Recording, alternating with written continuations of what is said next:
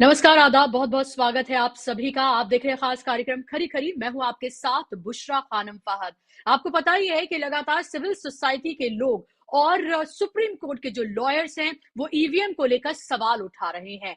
उनका कहना ये है कि चुनाव आयोग उनको वक़्त दे और ताकि वो ये बता सकें कि ईवीएम को हैक किया जा सकता है। ये लड़ाई सड़कों पे लगातार जो सुप्रीम कोर्ट के वकील हैं, वो लड़ रहे हैं। जो सिविल सोसाइटी के लोग हैं, वो लड़ रहे हैं और ये आंदोलन कोई छोटा-मोटा आंदोलन नहीं है, बल्कि ये आंदोलन लगातार सड़कों से किया जा रहा है और देशव्यापी आंदोलन है। मैं आपको बता दूं कि आज भी 3 बजे जो सुप्रीम कोर्ट के लॉयर्स हैं, वो एक प्रेस कॉन्फ्रेंस करने जा रहे हैं ताकि आगे का जो रोड मैप है ईवीएम को लेकर वो बताया जा सके, उसको लेकर पूरी जो रूपरेखा है वो बताई जाएगी, क्योंकि उनको भी ये पता है कि वक्त बहुत कम है और अगर ईवीएम से एक बार फिर से चुनाव कराए गए तो नतीजे क्या हो सकते हैं। क्योंकि 10 साल के बाद अगर बीजेपी फिर से 404 पार का नारा अगर दे रही है, जहां पर इतनी बड़ी तादाद में लोग नाराज हैं, मुद्दों का अंबार है, एंटी इनकम्बेंसी है, उसके बावजूद भी 400 पार का नारा, तो ये 400 पार का नारे का जो कॉन्फिडेंस है वो कहां से है? क्या वो ईवीएम के थ्रू है? ये लगातार सवाल जो है वो उठाए जा रहे हैं। आपने देखा ही होगा महमूद प्राचा से लेकर या फिर प्रशांत भूषण, भानु प्रताप सिंह, इस तरह के जो वकील हैं, सुप्रीम कोर्ट के जो बड़े लॉयर्स हैं, वो लगातार सरकार से, चुनाव आयोग से सवाल पूछ रहे हैं और खासतौर से चुनाव आयोग से वो मिलने का वक्त मांग रहे हैं कि एक बार आप हमें मिलने की इजाजत तो दीजिए। लेकिन लग रहा है कि चुनाव आयोग एक ऐसी जिद पर अड़ा हुआ है कि वो ना तो विपक्ष के नेताओं को, ना ही वकीलों को, ना ही सिविल सोसाइटी के लोगों को वो मिलने का वक्त ही नहीं दे रहा है। मैं आपको ये बता दूं कि जो एसवाई कुरैशी है, पूर्व चुनाव आयुक्त, उन्होंने कहा कि अगर वो अब इस वक्त के अगर चुनाव आयुक्त होते तो वो विपक्षी दलों को जरूर वक्त देते और जो उनके डाउट्स हैं ईवीएम को लेकर उनको क्लियर करते, क्योंकि अब जनता के जहन में भी ये बात पूरी तरीके से घर कर गई है कि वो किसी को भी वोट दें, जाना तो बीजेपी को ही है। अगर ईवीएम को लेकर, जो कि एक चुनावी मशीन है जिस पे आप भरोसा करके वोट देते हैं कि आप इस पार्टी को वोट दे रहे हैं, अगर उस पार्टी को वोट न जाकर किसी एक ही पार्टी को जाए, ये जहन में अगर आपके डाउट आ जाए तो पूरा जो ये प्रक्रिया है उस पर ही एक बड़ा प्रश्न चिन्ह जो है वो लग जाता है। ये आंदोलन लगातार रफ्तार पकड़ रहा है। लगातार ये लोग सुप्रीम कोर्ट तक इन्होंने मार्च किया। उससे पहले भी आपको पता है कि चुनाव आयोग तक इन्होंने मार्च किया था इन वकीलों ने, और आज 3 बजे एक ही बड़ी प्रेस कॉन्फ्रेंस करने जा रहे हैं। उस क्या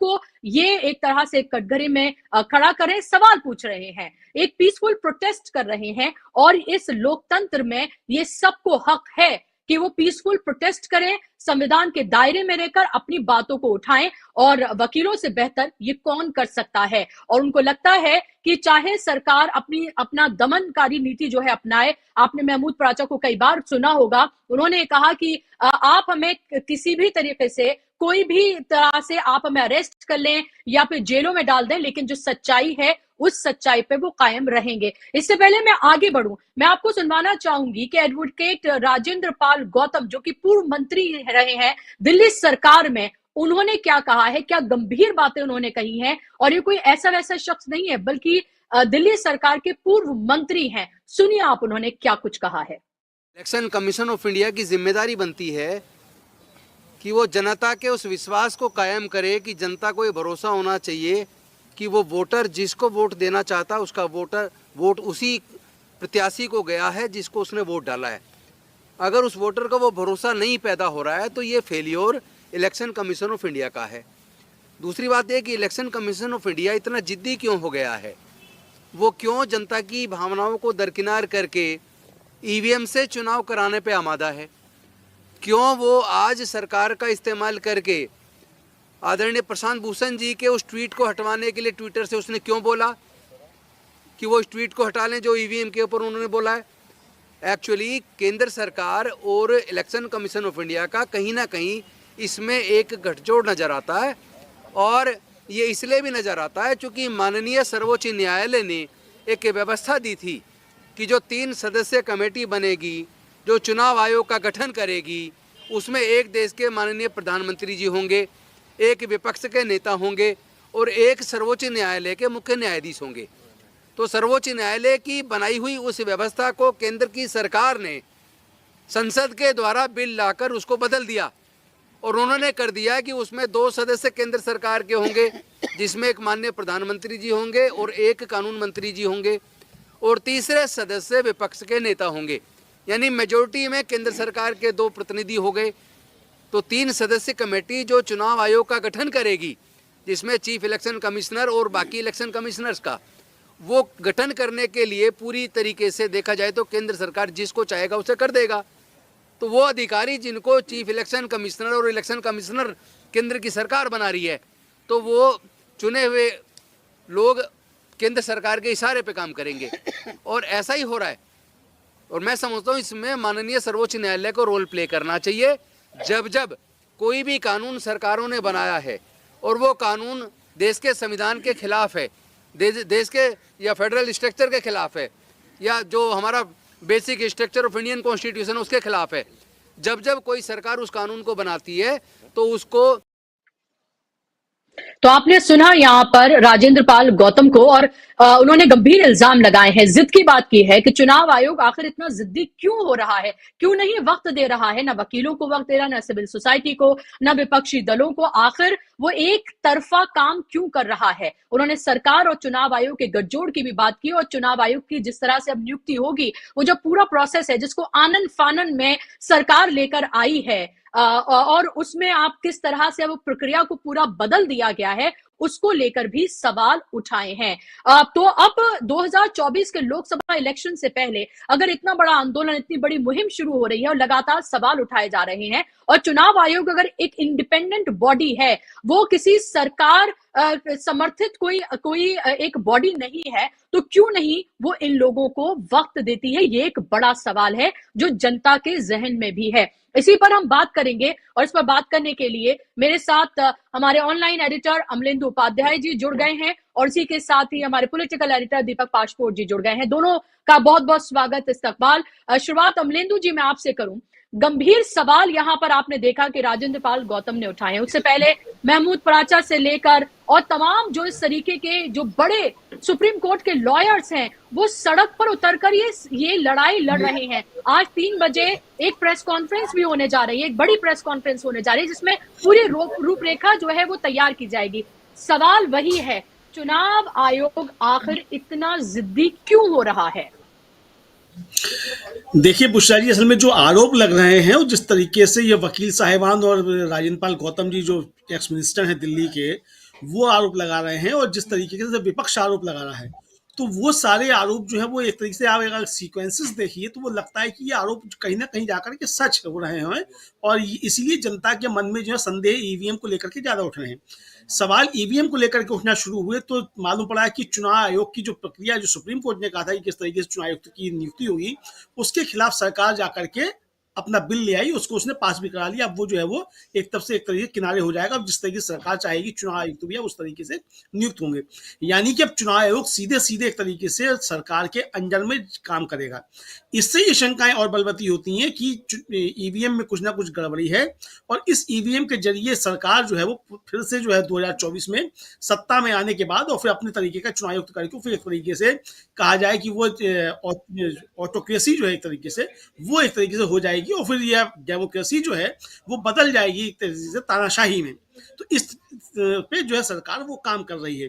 तो ये सीक्वेंसेस जिस तरीके से बन रहे हैं, जो घटनाएं देश के अंदर हो रही हैं, वो इस तरफ जो है वो इशारा करती हैं। अगर आप उनका तारतम्य स्थापित कीजिए, उनको देखिए कि किस किस तरीके से घटनाएं घटित हो रही हैं, तो वही एक तरफ जो है वो साफ इशारा करती हैं। इसीलिए विपक्ष की भी चिंताएं हैं और इसीलिए जो संविधान को समझने वाले वकील हैं, जो अधिवक्ता लोग हैं, सुप्रीम कोर्ट के सब, इन सब की भी चिंताएं जो है इसी को लेकर के एक तरीके से साफ जाहिर हो रही हैं। तो ये घटनाएं जो ये इशारा करती हैं कि देश के अंदर कुछ ना कुछ तो ठीक नहीं है, वरना चुनाव आयोग इतना ज्यादा ढीठ जो है वो ईवीएम को लेकर के नहीं हो रहा था।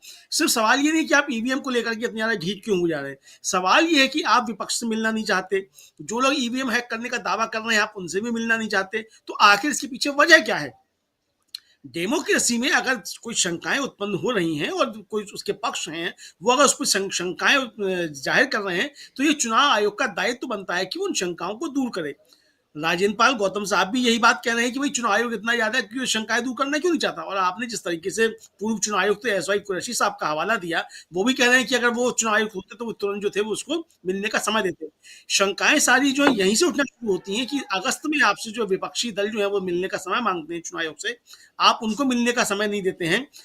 जब जयराम रमेश एक चिट्ठी जारी करते हैं, कांग्रेस के जो महासचिव हैं, तो चुनाव आयोग उसके जवाब में एक चिट्ठी जारी कर देता है, लेकिन मिलने का समय जो है वो तब भी नहीं देता है। तो आखिर आप मिलने का समय देना क्यों नहीं चाहते हैं? चुनाव आयोग ने ही 2017 में जो है वो दावा किया था कि मशीनें हैक नहीं हो सकती हैं, और कोई अगर मशीनें हैक करके दिखाना चाहता है तो वो आए। ये वकील साहिबान वही बात कह रहे हैं कि भाई आप हमको 50 मशीनें दीजिए, आपने जो चैलेंज दिया था हम उस चैलेंज को एक्सेप्ट कर रहे हैं, हम मशीनें हैक करके दिखाएंगे। तो आपने जब कहा था कि कोई भी आकर के मशीनें हैक करके दिखाए, जब ये कह रहे हैं कि हम मशीनें हैक करके दिखा सकते हैं, तो आप इनको समय दीजिए, फिर मिल गया आप इनसे और कहिए हैक नहीं हो सकती हैं। अब तो अगर चुनाव आयोग इनसे नहीं मिलता है तो मुझे लगता है कि शंकाएं और ज्यादा जो देश के अंदर जाएंगी कि मशीनों में कहीं ना कहीं गड़बड़ी है। मैं ये दावे के साथ नहीं कह सकता कि मशीनों में गड़बड़ी है कि नहीं है, ये काम चुनाव आयोग का है कि वो बताए कि मशीनों में गड़बड़ी नहीं है। जो वो कह रहा है कि मशीनों में गड़बड़ी नहीं है, लेकिन जो लोग कह रहे हैं कि मशीनों में गड़बड़ी है वो हैक करके दिखा सकते हैं, तो चुनाव आयोग को उनका चैलेंज एक्सेप्ट करने में अब दिक्कत क्या आ रही है? भाई चुनाव आयोग ने ही कहा कि मशीनें कोई भी हैक है, वो कह रहे हैं हम हैक करके दिखाएंगे, आप दीजिए मशीनें, तो अब दीजिए आप मशीनें, आपने जो कहा था। तो यहाँ जो कुल मिलाकर की जो स्थिति है, मुझे लगता है कि चुनाव आयोग अपनी कही हुई बात में ही फंस रहा है। तो इसलिए देश के अंदर ये शंकाएं जो वो ज्यादा बलवती हो रही हैं कि ईवीएम मशीनों में कुछ ना कुछ गड़बड़ है, और ये सरकार भी जो बनी है वो ईवीएम मशीनों से बनी हुई, इसको जनता का समर्थन हासिल नहीं है। बुशरा जी, यही जो शंकाएं हैं और इन शंकाओं को दूर करना चुनाव आयोग का काम है, किसी और का काम नहीं है। जी बुशरा जी। बिल्कुल, जाहिर सी बात है और लगातार ये सवाल उठाए जा रहे हैं। अगर चुनाव आयोग लगातार ये दावे कर रहा है कि ईवीएम को हैक किसी भी कीमत पर नहीं किया जा सकता है, हालांकि ये एक मैन मेड मशीन है। अगर किसी के फोन में स्पाईवेयर डाला जा सकता है, पेगासस डाला जा सकता है, और यहीं पर बैठे हुए एक बटन दबा के चंद्रयान जो है वो भेजा जा सकता है, सब कुछ किया जा सकता है, तो ईवीएम भी तो एक मैन मेड मशीन ही है। और इसके इतने बड़े बड़े दावे जो है अगर किए जा रहे हैं और चुनाव आयोग कॉन्फिडेंट है, तो चुनाव आयोग को विपक्ष से लेकर इन तमाम जो वकील हैं जो सवाल उठा रहे हैं, इनकी शंकाओं को पूरी तरीके से दूर करना चाहिए, ताकि लोगों के जहन में आने वाला चुनाव जो कि चंद महीनों में होने जा रहा है, 2024 का लोकसभा चुनाव, जब वो वोट देने के लिए जाएं, वो तो फुल आत्मविश्वास के साथ ये वोट दें वो कि हम जिस पर बटन दबा रहे हैं वोट भी उसी को जा रहा है। दीपक पासपोर्ट जी, जब ये सवाल उठाया जाता है और जब बीजेपी एक बार फिर से कहती है 404 का वो नारा देती है, 404 का पार का नारा 543 सीटों में से, यानी कि आपको पैन इंडिया वोट मिल रहे हैं। पूर्वोत्तर राज्यों में भी आपको वोट मिलेगा, साउथ में भी आपको वोट मिलेगा, नॉर्थ में भी, ईस्ट में भी, सब जगह से। अब ऐसा तो है नहीं कि भारतीय जनता पार्टी को तमाम जगहों से वोट मिलने जा रहा है, तमाम जगहों से सीटें आ रही हैं। हमें भी बहुत अच्छे से पता है कहां वो मजबूत है, कहां उसका जनाधार नहीं है। सवाल लगातार जनता के जहन में भी है, ये वकील भी पूछ रहे हैं और तमाम लोग पूछ रहे हैं कि क्या इस कॉन्फिडेंस की वजह ईवीएम भी है क्या? देखिए, दोनों चीजें हैं। ईवीएम तो है ही, इसके अलावा मुख्य रूप से जो निर्वाचन आयोग है वो पिछले कुछ समय से जिस तरीके से सरकार के एक अंग के रूप में काम कर रहा है वो ज्यादा दुखदाई है। और मुझे लगता है जो 404 का नारा है, आप कह रही है कि हम सबको पता है कि कहाँ पर स्थिति अच्छी है कहाँ खराब है, तो हमसे भी ज्यादा भारतीय जनता पार्टी को भी पता है। इसलिए उसे भी पता है कि 404 मतलब 404 का मतलब है 400 के ऊपर जाना। एक उनका कहीं पर मैंने सर्वे देखा कि उनको ऐसा विश्वास है कि लगभग 404 सीटें आएंगी, मान के चलिए 400 के पार। तो 400 के पार देखिए आप, बहुत ही कम ओकेजन्स पे भारत के इसमें ऐसा हुआ था। एक तो शायद जिस समय राजीव गांधी जिस समय थे उस समय शायद पहली बार 4 के ऊपर गया था, और एक नेहरू जी के समय शायद काफी अच्छी संख्या थी, जो स्ट्राइक रेट सर्वाधिक था जिसमें 90% के भी काफी ऊपर था। तो इस स्थिति में जब सबको पता है कि कितने तरह की दुश्वारियां भारत झेल रहा है, यहाँ पे बहुत सारी दिक्कतें आई है, कोरोना के बाद का काल निकला है, बेरोजगार हुए हैं लोग, करोड़ों लोग जो है गरीबी रेखा के नीचे चले गए हैं। अब अगर उनका ये मानना है कि केवल 5 किलो राशन जो दिया जा रहा है 85 करोड़ लोगों को, तो क्या उसमें ये मान लिया जाए कि वो सारे के सारे जो है भारतीय जनता पार्टी को ही वोट दे देंगे? और जो जो परिवार और जो व्यक्ति 5 किलो राशन पर जिंदा है, क्या उसकी नागरिक चेतना इतनी जबरदस्त है कि वो अनाज देने वाले को वोट देने की समझ भी रखता है? क्योंकि उसे तो ये लग रहा है कि ये तो स्थानीय जो राशन की दुकान है वहां से मिल रहा है या राज्य सरकार दे रही है, और ये सबको मिल रहा है। कुल जमा असली ये है कि ये जो मुख्य निर्वाचन आयुक्त हैं उनके सामने ये एक अनुपम अवसर है कि अपने ऊपर जो कलंक लग रहा है, इस कलंक को निर्वाचन आयोग या ईवीएम मशीनें नहीं ढोएंगे, क्योंकि ईवीएम मशीन जो है वो तो निर्जीव है, उन्हें कोई समझ नहीं है। लेकिन राजीव कुमार अपने साथ जो है इतना बड़ा कलंक ढो के जाएंगे कि मुझे लगता है कि कभी भी उनकी जो आत्मा है इस बोझ को उठा नहीं पाएगी जीवन भर।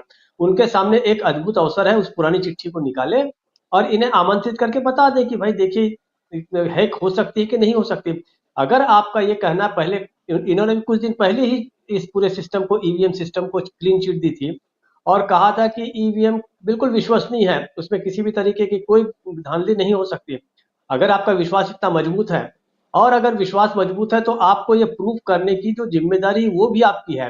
देखिए दोनों चीजें हैं, अगर वकील या कोई भी व्यक्ति आरोप लगाता है कि ईवीएम मशीनें जो है वो हैक की जा सकती हैं, तो ये सिद्ध करने की जिम्मेदारी जो है वो उसी पक्ष की है। तो वकीलों की ये जिम्मेदारी है कि ईवीएम को हैक करके दिखाएं। दूसरी तरफ अगर निर्वाचन आयोग कहता है कि इसमें हैक नहीं हो सकता, तो वो भी करके दिखा दे, वो तमाम तरह की चीजें कर दिखाए उसे, सामने वाले पक्ष को, कुछ सिविल सोसाइटीज को चाहे तो बुला ले, कुछ इंजीनियरों को बुला ले, या जो जो लोग आरोप लगाते हैं उनको लगाए, उनका लाइव डिमॉन्स्ट्रेशन करवा दीजिए और उनको साबित हो जाएगा। इसके साथ ही इस विवाद पे पर्दा पड़ जाएगा। देखिए किसी भी देश के लिए, लोकतांत्रिक देश के लिए, इससे दुर्भाग्यजनक विवाद कोई हो ही नहीं सकता कि जिसमें यही बात क्लियर नहीं हो रही कि मेरा और आपका वोट जो है क्या उसे जा रहा है या नहीं जा रहा है। हम वोट दे के आते हैं लेकिन आजीवन हम शंकित रहेंगे कि हमारा वोट क्या उस व्यक्ति को गया जिसे हमने वोट दिया था। तो आप जो है जितने भी वोटरों की संख्या होगी पूरे देश में, जितने भी करोड़ हैं, उतने करोड़ लोगों के मताधिकार को आपने एक तरह से शंका में डाल दिया है, उसको बंधक बना लिया है। सारे लोग कहेंगे कि हमने वोट दिया या नहीं दिया। ठीक है, इसमें बहुत सारे लोग तो माना जाएगा 25-50 करोड़ जितने भी पूरे देश में भारतीय जनता पार्टी के सपोर्टर होंगे भी, निश्चित रूप से उनकी एक बड़ी पार्टी है। लेकिन बाकी लोगों का क्या है, जिस प्रकार से सारे दल जीत के आ रहे हैं उसके हिसाब से तो 60% वोट जो है, जो कुल जमा जो मतदाता हैं या जिन्होंने वोट नहीं दिया पिछले चुनाव के दौरान, वो विपक्षी दलों को दिया है, मतलब वो एंटी बीजेपी वोट्स थे। तो वो सारे के सारे कैसे कन्वर्ट होके जा रहे हैं। इतनी बड़ी मतदान की डकैती है, मुझे नहीं लगता कि दुनिया में कहीं भी हुई होगी, और सरकार जो है उसको डिफेंड कर रही है। तो निश्चित रूप से अगर इस तरीके से 400 पार का जो नारा दे रही है भारतीय जनता पार्टी, वो अपने बयान की सेंटिटी को उसको प्रूफ करने के लिए बताना चाहिए, उसे हटा देना चाहिए ईवीएम मशीन और बैलेट पेपर से चुनाव करें, या कम से कम वीवीपैट की गिनती करा के साबित कर दे कि हम देखिए हम कितने लोकप्रिय हैं, कि हम इसके किसी भी प्रणाली से आप चुनाव करा लीजिए, भारतीय जनता पार्टी जीतेगी। ये भी बताने का आपके सामने एक ऐतिहासिक क्षण है, बिल्कुल गोल्डन चांस है, आप उसको दिखाइए। लेकिन अगर उसे डिफेंड किया जा रहा है तो निश्चित रूप से इसमें दाल में कहीं काला है, और वे सब देखिए सारी दुनिया जान गई, इसमें कुछ भी छुपा हुआ नहीं है। अगर निर्वाचन आयोग जो है उसे डिफेंड कर रहा है, और दूसरी असली बात तो यह है कि सारी दुनिया इस समय ये भी जान चुकी है, कम से कम भारतीय तो जान चुके हैं कि हमारे जितनी भी संवैधानिक संस्थाएं हैं वो केंद्र सरकार के इशारे पर ही काम करती है। पुराने समय में तो सीबीआई नाम का एक ही तोता था, लेकिन यहाँ पे तोतों का पूरा झुंड है, हर डाल पे बैठा हुआ है, चाहे वो निर्वाचन आयोग के पेड़ पर हो, या वो चाहे सीबीआई हो, चाहे ईडी हो, ये सारे तोतों का झुंड है। और ये सारे जो टे कर रहे हैं वो केवल अपने मालिक के लिए कर रहे हैं, ये सब जान चुके हैं, इसमें कुछ भी छुपा नहीं है। मैं कोई नई बात नहीं बता रहा हूँ और आप कोई नई बात नहीं सुन रही बुशरा जी। तो लेकिन इसको अगर फिर भी सरकार नहीं मानती, निर्वाचन आयोग नहीं मानता, तो जनता के सामने इसके अलावा कोई रास्ता ही नहीं है। और जनता अगर अब भी नहीं उतरती, अब मैंने कल भी इस पे चर्चा हुई थी, तो मैंने ये कहा था कि सबसे जो दुखद इसमें अनुपस्थिति है वो है हमारे विपक्षी दलों की। विपक्षी दल जब तक नहीं उतरेंगे, अगर हर कोई 20-20, 25, 50 हजार के अपने वॉलंटियर्स खड़े कर दे, तो मुझे लगता है कि सरकार को झुकना पड़ेगा, वैसे ही जैसे किसानों के दौरान झुके थे और ड्राइवरों ने अपनी स्ट्राइक करके बता दिया था कि आप झुका सकते हैं।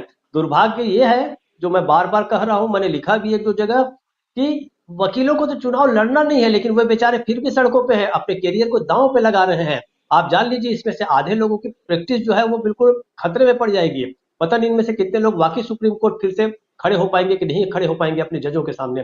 लेकिन इसके बाद भी वो लड़ रहे हैं, और जिन्हें लड़ना चाहिए वो सीटों के बंटवारे का इंतजार कर रहे हैं, वो इस बात का इंतजार कर रहे हैं कि कौन अध्यक्ष बनेगा कौन नहीं बनेगा। विपक्षी दलों के उतरे बिना ये आंदोलन जो है बहुत सीमित लोगों का रह जाएगा, जिसको सरकार के द्वारा दबा देना बहुत आसान होगा। बुशरा जी। जी, बिल्कुल। बिल्कुल, ज़ाहिर-सी बात है और जो ये वकील हैं, इनको क्योंकि मैंने इससे पहले इंटरव्यू किए हैं, लगातार मेरी बात भी होती है उनसे, साफ तौर पर उनको ये डर भी है अमलेंदु जी कि उनकी गिरफ्तारी भी कभी भी हो सकती है। वो तमाम तरह के अपने करियर के रिस्क ले रहे हैं, उनको पता है उन्हें जेलों में डाला जा सकता है, उनके ऊपर किसी भी तरह के केसेस भी लगाए जा सकते हैं, लेकिन उसके बावजूद भी वो लोकतंत्र और संविधान को बचाने की लड़ाई वो लड़ रहे हैं। अगर विपक्ष इनके साथ आ जाए, चिट्ठियां लिखने से अगर वो आगे थोड़ा बढ़ जाए और अगर सवाल ही उठता है कि विपक्ष ने जब वक्त मांगा और चुनाव आयोग ने नहीं दिया, चिट्ठी लिखी, उसका खाली जवाब दे दिया गया, तो क्या ये भारत जोड़ो न्याय यात्रा हो रही है या 28 दल जो इंडिया गठबंधन के नाम से जुड़े हुए हैं, अगर इनमें से इन पार्टियों के चंद कार्यकर्ता अगर धरने पर भी बैठ जाएं पीसफुल तरीके से और चुनाव आयोग से ये मांग करें कि हम जब तक नहीं हटेंगे, जब तक आप हमें वक्त नहीं देंगे, तो क्या बदलाव नहीं आता। लेकिन इसमें कहीं ना कहीं इच्छा शक्ति की कमी नजर आती है। आप बात तो कर रहे हैं, मुद्दा उठा रहे हैं, लेकिन इच्छा शक्ति की कमी है। तो फिर ये पूरा आंदोलन आप किस तरह से आगे बढ़ता हुआ देख रहे हैं? क्या जब तक जैसे हमने देखा, चाहे किसान आंदोलन की बात करें या फिर अभी ट्रक ड्राइवर्स का आंदोलन था, सीएनआरसी का हम जिक्र करें, ये वो आंदोलन थे जिससे सरकार हिली और सरकार को झुकना पड़ा। तो जब तक कोई आंदोलन इतना बड़ा ना बन जाए कि सरकार की चूल्हे हिलें, तब तक तो कोई बदलाव की उम्मीद शायद ही की जाए। देखिए, निश्चित तौर पे बदलाव तभी हो सकता है कि जब सरकार के ऊपर कोई दबाव हो, कोई बड़ा आंदोलन जो खड़ा हो। अब धीरे धीरे देश के विभिन्न हिस्सों में छोटे छोटे आंदोलन ईवीएम के खिलाफ खड़े हो रहे हैं। अब जैसे रायगढ़ से जो थी वो सूचना आई, कुछ ये विजुअल चल रहा है, या रायगढ़ का ही है, कि वहां लोगों ने ईवीएम चोर है, चुनाव आयोग चोर है करके जो थी रैली निकाली। और कुछ एक और खबरें आई अहमदाबाद से आई कि वहां भी जो है वो ईवीएम के खिलाफ जो थी वो रैली निकली। एक ट्राइबल आर्मी है वो लगातार इस पे आंदोलन कर रही है। तो छोटे छोटे ग्रुप्स जो जगह जगह ईवीएम को लेकर के इसका खिलाफ आंदोलन कर रहे हैं। सबसे बड़ी बात ये जो आपने भी कहा कि अगर विपक्ष इस पे एकजुट होकर के अगर ईवीएम पे हमला बोलता है, तो ईवीएम के मामले में तो मायावती जी भी बोल रही हैं। तो अगर दिल्ली से लगे हुए उत्तर प्रदेश से समाजवादी पार्टी, बहुजन समाज पार्टी, दिल्ली से आम आदमी पार्टी और कांग्रेस, पंजाब और हरियाणा से कांग्रेस और आम आदमी पार्टी, राजस्थान से कांग्रेस, मध्य प्रदेश से कांग्रेस, अगर सिर्फ इन राज्यों से ही जो है, जो दिल्ली के आसपास राज्य हैं, इनसे ही अगर विपक्ष जो है एकजुट होकर के अगर कोई एक बड़ा कॉल दे देता है, एक बड़ी रैली भी दिल्ली में करता है ईवीएम के खिलाफ, तो मुझे लगता है कि चुनाव आयोग दबाव में आएगा। और निश्चित तौर पे जब ये चीजें पूरी दुनिया में फैलेंगी, ईवीएम को लेकर के जिस तरीके से आंदोलन हो रहे हैं, और 3 बार तो इन वकीलों की गिरफ्तारी हो चुकी है अब तक ईवीएम को लेकर के, मतलब 1 महीने के अंदर ही, मतलब सिर्फ जनवरी में 3 बार ये लोग गिरफ्तार हुए हैं। 5 जनवरी को गिरफ्तारी हुई, फिर 6 जनवरी को जनता मंतर में गिरफ्तारी हुई, और अब ये 16 जनवरी को गिरफ्तारी हुई। तो यानी कुल मिला के 3 बार तो ये वकील साहब गिरफ्तार हो चुके। और अब जिस तरीके से आपने बात की उनसे, महमूद प्राचा साहब से, जो वकील साहब जो इसको चला रहे हैं आंदोलन को, सेफ डेमोक्रेसी कैंपेन जो है उसके, तो उनका कहना है कि किसी भी समय उनकी गिरफ्तारी फिर से हो सकती है, और फिर हो सकता है वो बाहर निकल के ना। दीपक जी जो संशय जता रहे हैं कि भाई ये लोग, हो सकता है कि इनकी वकालत ही जो ना होने पाए फिर आगे, क्योंकि सरकार अगर देखिए ईवीएम में कोई गड़बड़ है और ईवीएम के बल पे ही अगर ये सरकार बन रही है, तो जाहिर सी बात है कि भारतीय जनता पार्टी पूरा जोर जो है लगाएगी ईवीएम से ही चुनाव हो और किसी भी तरीके से ईवीएम के खिलाफ आवाज दब जाए। अब देखिए हो क्या रहा है कि ईवीएम पे आप कोई भी वीडियो जारी कीजिए तो उस पर तुरंत जो डिस्क्लेमर आने लगता है चुनाव आयोग का, यानी इस हद तक जो है वो जा चुके हैं कि ईवीएम पे कुछ भी आप बात कीजिए और कोई वीडियो आप यूट्यूब पे डालिए तो उस नीचे जो है वो आने लगता है फैक्ट चेक, मतलब मिस इन्फॉर्मेशन जो है फैलाई जा रही है। अब चुनाव आयोग इस कैसे कह सकता है ये मिस इन्फॉर्मेशन है, लेकिन चूंकि सरकार का दबाव है तो सरकार दबाव देकर के वो कहती है कि ईवीएम पे अगर आप कोई भी बात करते हैं तो वो मिस इन्फॉर्मेशन है। तो इस तरीके के दबाव जब आ रहे हैं तो जाहिर सी बात है कि जो वकील लोग उठा रहे हैं इस मसले को लेकर के, उनके ऊपर भी दबाव आएंगे कि वो मिस इन्फॉर्मेशन फैला रहे हैं। तो चुनाव आयोग धमकी भी दे रहा है कि जो लोग इस तरीके की कार्रवाई करेंगे उनके खिलाफ कार्रवाई की जाएगी मिस इन्फॉर्मेशन फैलाने के लिए। तो अब अगर आप कह रहे हैं कि ये मिस इन्फॉर्मेशन है तो इन्फॉर्मेशन आप दीजिए फिर, और इन्फॉर्मेशन वो यही हो सकती है कि आप ईवीएम को लेकर सारी शंकाएं दूर कीजिए। तो ये जिस तरीके से हो रहा है तो विपक्ष को इस पे मुझे लगता है कि गंभीर तरीके से काम करना होगा। सिर्फ अखिलेश यादव बयान दे दें, मायावती बयान दे दें, अरविंद केजरीवाल कोई बयान दे दें, या जयराम रमेश कोई बयान दे दें, इंडिया गठबंधन की बैठक में प्रस्ताव पारित हो जाए, इन सब चीजों से बात करने वाला नहीं है। इसका मतलब ये तो आप जो लोग जो शंकाएं जता रहे हैं आप उस पर केवल एक टालू रवैया जो अपना रहे हैं। विपक्ष को इसको गंभीरता से लेना होगा, लोकसभा चुनाव से पहले इस पर गंभीर जो है वो काम करना होगा, तभी जो है ये हो सकता है इस पे कुछ कार्रवाई हो, वरना कोई कार्रवाई नहीं होगी। और अगर जी। कोई कार्रवाई नहीं होगी तो फिर परिणाम ईवीएम से क्या आते हैं वो सारा देश देख रहा है, और फिर उस तरीके की चीजें आएंगी, फिर बाद में फिर आप जो ईवीएम को दोष देने लग जाएंगे। तो मुझे लगता है कि विपक्ष को इस पे ईवीएम पे जो है वो काम करने की सख्त आवश्यकता है। हम लोग इस पे बात करते हैं, जो आंदोलन चल रहे हैं वो हम लोग दिखाते हैं, हम तो एक मीडिया हाउस है, हमें तो जो देश के अंदर जो भी गतिविधियां हो रही है वो दिखाना है, उस पर चर्चा करनी है। तो देश के अंदर जो शंकाएं पैदा हो रही है हम उसको लेकर के चर्चा कर रहे हैं, लेकिन हम विपक्ष नहीं है, हम इसको आंदोलन नहीं बना सकते। ये आंदोलन करने का काम विपक्षी दलों का है, जो इसके स्टेक होल्डर्स है उनका है। आप आंदोलन करेंगे हम उसको भी दिखाएंगे, सरकार अपनी बात कहेगी हम उसको भी दिखाएंगे, लोग शंकाएं पैदा करेंगे हम उसको भी दिखाएंगे, हम इस पर चर्चा भी करेंगे, सारे पक्ष भी हम रखेंगे, चुनाव आयोग जो कह रहा है हम उसको भी रखेंगे, सरकार जो कह रही है हम उसको भी रखेंगे, विपक्ष जो कह रहा है हम उसको भी रखेंगे। लेकिन इस पे आंदोलन कोई जो करेगा उसको विपक्ष को ही करना पड़ेगा। या जन आंदोलन जो है उसको जब तक विपक्ष का साथ नहीं मिलेगा तब तक कोई देशव्यापी आंदोलन बनेगा भी नहीं। तो विपक्ष को इस पे जो मुझे लगता है कायदे से काम करने की आवश्यकता है, और खासतौर से जो सबसे बड़ा दल है कांग्रेस, उसको जो इस पे कोई कमेटी बना करके कायदे से काम करने की आवश्यकता है। मैं देख रहा हूँ कि दिग्विजय सिंह लगातार इस पर ट्वीट कर रहे हैं, लगातार उस खबरें कर रहे हैं, लगातार उस पर बातें कर रहे हैं, जगह जगह से ला करके बता रहे हैं। तो अकेले दिग्विजय सिंह की ही जिम्मेदारी क्यों हो कांग्रेस के अंदर भी ईवीएम को लेकर के? अगर दिग्विजय सिंह कर रहे हैं तो सारे विपक्ष का दिग्विजय सिंह को समर्थन हो, फिर कांग्रेस कमेटी बनाएगी, दिग्विजय सिंह उसके है नहीं, दिग्विजय सिंह उस पर काम करेंगे फिर। तो मुझे लगता है कि ये अंदर की जो विपक्षी कमियां हैं ये उसको भी एक तरीके से जो है वो जाहिर करता है। जनता की अगर समस्याएं हैं और जनता इस पे कंसर्न है जनता का, और जनता इस पे संशय जता रही है, तो विपक्ष को भी इस पे काम करना चाहिए, क्योंकि विपक्ष भी जो राजनीति कर रहा है वो जनता के बिना राजनीति नहीं हो सकती।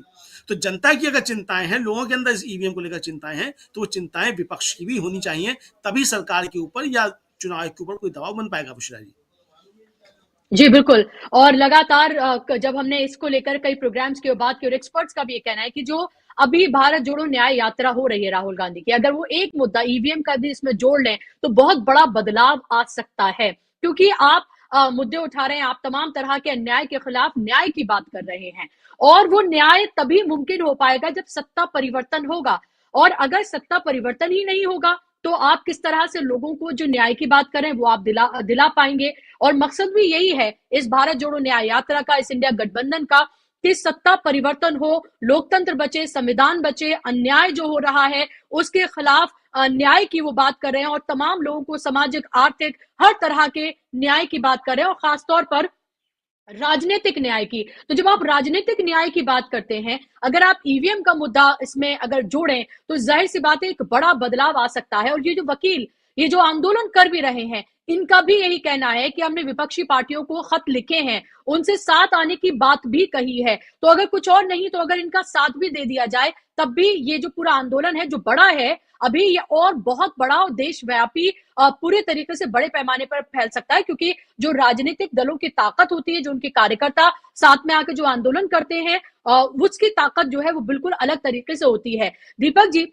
हम ये देख रहे हैं कि जो डेवलप्ड कंट्रीज हैं उसमें भी बैलेट पेपर से अब चुनाव होने लगे हैं। हम तो अभी भी डेवलपिंग कंट्री हैं, हमारे यहाँ ईवीएम से चुनाव होते हैं। जब बीजेपी सत्ता में नहीं थी तब वो ईवीएम पर सवाल उठाती थी, बाकायदा तौर पर उनके नेता ने किताब तक लिख डाली इसको लेकर, और उन्होंने डेमो तक दिया था। अब वही सत्ता में है, वो सत्ता की मलाई खा रहे हैं, तो उनको लग रहा है कि ईवीएम शायद उसमें से एक जरिया हो। यह हम नहीं कह रहे, बल्कि इल्जाम है उनके ऊपर, तो इस पर वो बात नहीं करना चाहते हैं। और ये भी पता है कि जो संवैधानिक संस्थाएं हैं, इंडिपेंडेंट बॉडीज हैं, वो कैसे काम कर रही हैं सरकार के साथ मिलकर। और यही वजह है कि चुनाव आयोग किसी तरह का कोई समय नहीं दे रहा है। ऐसे में ये बड़े बड़े मुद्दे जो उठाए जा रहे हैं, इंडिया गठबंधन बन रहा है, तमाम चीजें जो हो रही हैं, ये एक तरफ है, ये होना चाहिए और ये लाजमी है। लेकिन ईवीएम को लेकर जब तक तमाम डाउट्स क्लियर नहीं होंगे, क्या आपको लगता है कोई बड़ा बदलाव या सत्ता परिवर्तन उस तरह से मुमकिन नहीं हो पाएगा? क्या ये स्थिति यहां तक आ गई है? देखिए बुशरा जी, मतलब बड़ा थोड़े से मेरे शब्द कठोर हो सकते हैं, लेकिन जितना निकम्मा और नाकारा विपक्ष हमारे देश में है उससे शायद ही कोई दूसरी दुनिया के किसी देश में होगा। आपको पता है कि जिस दिन आचार संहिता लागू हो जाएगी उसके बाद आप चीखते चिल्लाते रहिए, कुछ नहीं होना है। उसके बाद आपके चुनाव प्रचार में आपको लग जाना है।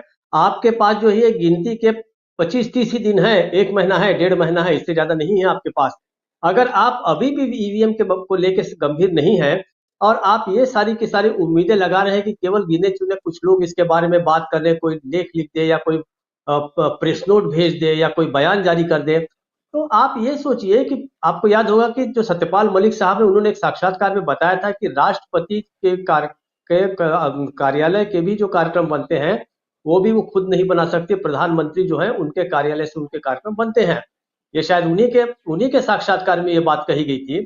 तो जिस देश के राष्ट्रपति का कार्यक्रम भी जो है वो प्रधानमंत्री के कार्यालय में बनता है, तो आप क्या उम्मीद करती हैं कि निर्वाचन आयोग जो है अपने अपने मतलब स्वतंत्र रूप से ऐसा निर्णय ले लेगा और इन लोगों को बुलवा लेगा कि आप आके हमसे बात कीजिए ईवीएम के बारे में।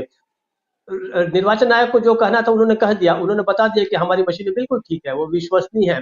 दूसरी बात, मशीनें अच्छा रोल अदा नहीं करती, विश्वसनीय नहीं है, उसके नतीजे पारदर्शी नहीं है, ये बात जो है ये तो खुद भारतीय जनता पार्टी पहले ही कह चुकी है। इसका ये तो उन्हीं की बातों में आपको फंसाया जाना चाहिए। इसका जब विमोचन हुआ था तो मुझे याद है कि लाल कृष्ण आडवाणी ने एक वाक्य कहा था अपने भाषण में, उन्होंने और उनकी भूमिका में भी ये लिखा है कि ईवीएम को बैन करना लोकतंत्र को मजबूत करना है। ये उनका वाक्य है लाल कृष्ण आडवाणी जी का। तो आप क्या समझते हैं कि 10 साल के बाद स्थिति ऐसी बदल जाएगी कि ईवीएम के साथ चुनाव करना लोकतंत्र को मजबूत करना है? ऐसा तो नहीं होगा। अभी भी लाल कृष्ण आडवाणी जी को हम याद करें बहुत, उनको उनके कोटेशन को तो मान के चल रहे थे, भारतीय जनता पार्टी तो मानती रही है। लेकिन भारत में जितने तरह की खराब प्रैक्टिसेस हैं, उन खराब प्रैक्टिसेस का सर्वश्रेष्ठ इस्तेमाल जो है वो भारतीय जनता पार्टी कर रही है। तो चाहे वो पुलिस हो, चाहे जितने तरह के कानून हो, जितने तरह की चीजें हो, खराब से खराब चीजों का अच्छे से अच्छा उपयोग करना किसी को भारतीय जनता पार्टी से सीखना चाहिए। तो खराब मशीनों का इस्तेमाल जो है वो भी कर रहे थे। कि हमारे ही एक दर्शक है इस वक्त, मोहम्मद इस्माइल भाई, वो लिख रहे हैं, एक सामान्य दर्शक है लेकिन उनकी भी अंडरस्टैंडिंग, उनकी समझ है। उन्होंने कहा है कि हैक नहीं, प्रोग्रामिंग किया जाता है, उसका टाइम फिक्स कर काउंटिंग के समय रिजल्ट चेंज किया जाता है। यानी कि शंका का जो स्तर है वो देखिए किस स्तर तक पहुंच गया कि एक आम मतदाता है वो भी जानता है कि मेरे वोट के साथ क्या हो रहा है। भाई सबसे बड़े स्टेक होल्डर जो है वो तो जनता है, और जनता के ही वोट को अगर आप जो है आप उसको टेम्पर करते हैं, उसको किसी और के पक्ष में मोड़ देते हैं, तो इससे बड़ा अपराध भला और क्या हो सकता है। सबसे बड़ी चीज जो है, आप जैसे अभी आपने कहा कि दुनिया में जो है बैलेट पेपर से होने लगा हो रहे चुनाव, बहुत देशों ने इसको ट्राई किया था, कई देशों ने ऐसा किया था कि उन्होंने भी ईवीएम मशीन से पहले कुछ समय चुनाव किए। 7-8 देश तो ऐसे हैं जहां कुछ चुनाव हुए ईवीएम मशीनों से। बाद में पाया गया कि 3-4 स्तरों पर ये बिल्कुल खराब मशीनें हैं। पहला तो जो जिस समय वोट किया जाता है तो वोटर को ये बिल्कुल श्योरिटी नहीं रहती कि मैं जिसे वोट दे रहा हूं या दे रही हूं वो सही आदमी को जा रहा है कि नहीं। काउंटिंग के भी समय बताया जाता है कि मशीनें जो है वो अनप्रिडिक्टेबल बिहेवियर करती हैं, अल्टीमेटली हैं तो मशीनें ही। तो उसमें दूसरी बात तो ये है कि अधिक से अधिक जो वीवीपैट की बात होती है कि एक पर्ची वोटर को मिले, उसको ले जाकर वो डाल दे उसमें, उसकी आप गिनती कर लीजिए। अब उस पर इतना बहुत ही एक लचर सा तर्क दिया जाता है कि इससे जो है परिणाम निकलने में 3 दिन 4 दिन लग जाएंगे। तो हम तो इस बात पे कई बार और चर्चा हो चुकी है कि भाई आप कौन सा रातों रात आप मतदान होने के बाद कौन सा आप तुरंत चुनाव की घोषणा कर देते हैं। वो भी तो आपके स्ट्रांग रूम में आपकी मशीनें हैं, महीने महीने भर पड़ी रहती हैं।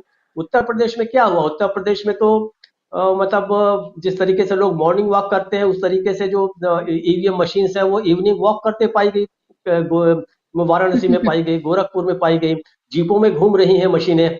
तो ये क्या है, मतलब आपने लोकतंत्र का तमाशा बना के रख दिया है। किसी आदमी ने बड़ी उम्मीदों के साथ अपनी सारी समस्याओं का हल करने के लिए किसी एक व्यक्ति को वोट दिया है, ये आदमी जाएगा विधानसभा में, जाएगा लोकसभा में, जाएगा मेरी आवाज उठाएगा, उसको आपने टेम्पर करके इस तरीके से उसको मोड़ दिया है। ये तो इससे बड़ा मजाक कुछ नहीं हो सकता। और इससे भी बड़ा मजाक मैं फिर से कह रहा हूं कि विपक्षी दल ही नहीं है जिसको सबसे ज्यादा हानि हुई। हम सब जानते हैं कि उत्तर प्रदेश में अखिलेश यादव की जो पार्टी है और जो गठबंधन है वहां का रालोद के साथ, वो जीत रहा था सीधे सीधे। आज तक ये बात मेरे गले में नहीं उतरी है कि जिस लखीमपुर खीरी में 7-7 किसानों को रौंद दे एक व्यक्ति, उसके इलाके में 7 सीटें जो है विधानसभा को जनता दे देगी। मतलब आप तो ये तो हद करने की बात है। हाथरस उन्नाव में जो है वहां भी भारतीय जनता पार्टी जीत रही है। तो फिर रह क्या गया आपके पास? कौन सा विवेक है मतदाता का कि वो मतदाता जो है उसी पार्टी को वोट दे रहा है जिसके लोग जो है वो तमाम दोषों के आरोपी हैं। ये बात हजम करने की नहीं, सामान्य विवेक बताता है, सामान्य तर्क बुद्धि से आप कोई भी जान सकता है कि आपके वोटों के साथ खिलवाड़ हो रहा है। अगर नहीं हो रहा है तो निर्वाचन आयोग का ये एक तरह से उसका नैतिक कर्तव्य है, संवैधानिक दायित्व भी है कि वो लोगों को बताए कि नहीं, हम पारदर्शी तरीके से चुनाव कर रहे हैं, आपकी शंका गलत है, आप आइए, ये देखिए, ये 50 नहीं 100 मशीनें लीजिए और आप करके दिखाइए। मेरा फिर से कहना है कि जो भी निर्वाचन आयुक्त है, सारी जिंदगी इस कलंक को लेके उसी प्रकार से जिंदगी भर इस अपनी आत्मा पे इस बोझ को उठाएगा, जिस प्रकार से रंजन गोगोई साहब जो है राज्यसभा में बैठ के, या विनोद राय साहब जो हैं एक गलत रिपोर्ट के आधार पे एक सरकार के खिलाफ पूरा माहौल बनाने में जो उन्होंने मदद की थी, उसी तरीके से हमारे वर्तमान चुनाव आयुक्त, अगर वो मेरी बात सुन रहे हो तो उन्हें इस अपने कर्तव्य का पालन करना चाहिए। वो स्वतंत्र संस्था है, उनका कोई नहीं बिगाड़ सकता, कोई बिगाड़ेगा तो वो खुद बिगाड़ेंगे रिटायर होने के बाद। बुशरा जी। जी, बिल्कुल, बिल्कुल। और इसीलिए जो ये चाहे सिविल सोसाइटी हो या फिर ये वकील हो, लगातार चुनाव आयोग को सरकार का पपेट जो है बताते रहे हैं कि उनके हाथ में एक तरह से ये खेल रहे हैं, उनकी कठपुतली बने हुए हैं और इसीलिए इंडिपेंडेंटली वो काम नहीं कर रहे हैं, जिसके लिए ये पूरी बॉडी जो है वो बनाई गई है। उनके ऊपर जिम्मेदारी कितनी बड़ी है, उनको शायद इसका एहसास होगा ज़रूर कि पूरे देश का जो चुनाव है, जहां पर 140 करोड़ से ज्यादा जो लोग रहते हैं और उनमें से एक बड़ा तबका जो है वो वोटर है, जब वो वोट कर रहा है एक उम्मीद के साथ, वो जिससे भी, चाहे वो सरकार को बनाए रखना चाहता हो या फिर इस उम्मीद से कि बदलाव आएगा तो उसके शायद कुछ वारे न्यारे होंगे और असल में शायद उसके अच्छे दिन आएंगे। लेकिन वो वोट किसको करता है, किसको पहुंच रहा है, इसको लेकर उसके मन में एक बड़ा डाउट जरूर पैदा हो गया है। और ऐसे एक नहीं, अनगिनत इस तरह के एग्जाम्पल्स हैं जहां पर जब बीजेपी की जीत होती है तो सवाल खड़े होते हैं कि ऐसा आखिर कैसे हो सकता है। 3 बजे प्रेस कॉन्फ्रेंस करने जा रहे हैं ये वकील साहिबान, इंतजार करना होगा कि उससे क्या बड़ा अपडेट आता है और वो अपडेट भी हम आप तक पहुंचाएंगे। और लगातार हम आपको ईवीएम को लेकर जो एक मुहिम, जो आंदोलन चल रहा है, उसकी खबरें आप तक हम जरूर पहुंचाते रहेंगे, क्योंकि आप तक ये खबरें पहुंचाना बेहद जरूरी है, क्योंकि जो मोदी सरकारी मीडिया है वो आप तक ये खबरें नहीं पहुंचाएगा। उसको, आपको पता है वो किसकी गोद में बैठकर पत्रकारिता करता है। बहुत शुक्रिया आप दोनों मेहमानों का, अमलेंदु जी, दीपक जी, कार्यक्रम का हिस्सा बनने के लिए। शुक्रिया आप तमाम दर्शकों का भी कार्यक्रम का हिस्सा बनने के लिए। आज के कार्यक्रम में बस इतना ही। 4 बजे एक बार फिर से आपसे मेरी मुलाकात होगी। मैं हाजिर होंगी आपके साथ नए मुद्दे के साथ, नजर और नजरिया लेकर। नमस्कार।